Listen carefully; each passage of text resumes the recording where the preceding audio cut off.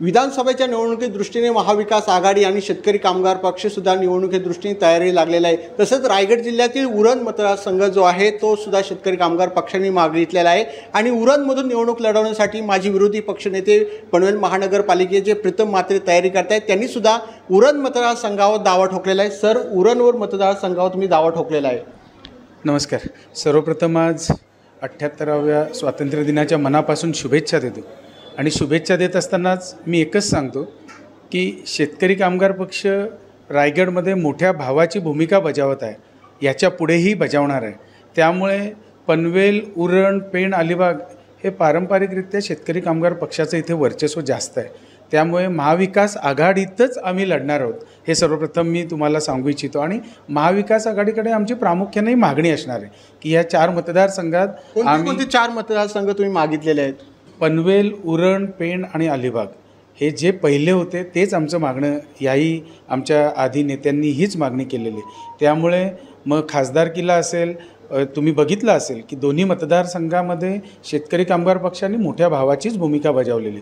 त्यामुळे महाविकास आघाडी ही सक्षम निर्णय घेण्यासाठी मतदारसंघावर ठाकरे गटाने दावा टाकलेला, तिकडे मनोहर भोईर माजी आमदार होते, तिथे तुम्ही आता तयारी करताना दिसून येत आहात।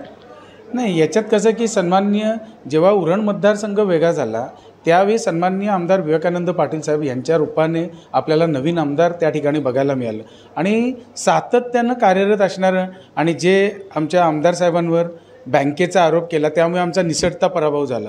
आज तुम्ही बघताय की एकमेव बँक आहे की जिने परतफेड व्याजासहित केली। त्यामुळे किती काही केलं त्या शॉर्ट टर्म आणि लाँग टर्म याच्यात खूप फरक असतो, पण मला वाटतं लाँग टर्मसाठी शेतकरी कामगार पक्ष नक्कीच मोठ्या भावाची भूमिका बजावेल। जसं जयंत पाटलांचा पराभव झाला, आता तुम्ही ठाकरे गटाची कोंडी किंवा काँग्रेसची कोंडी करताना दिसताय?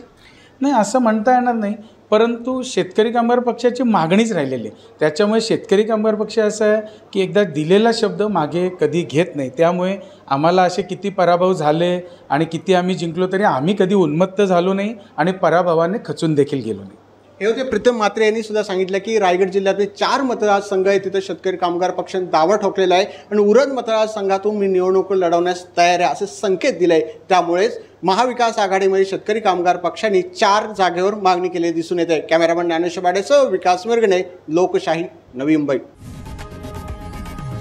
लोकशाही मराठी ऐका, पहा, जागरूक रहा।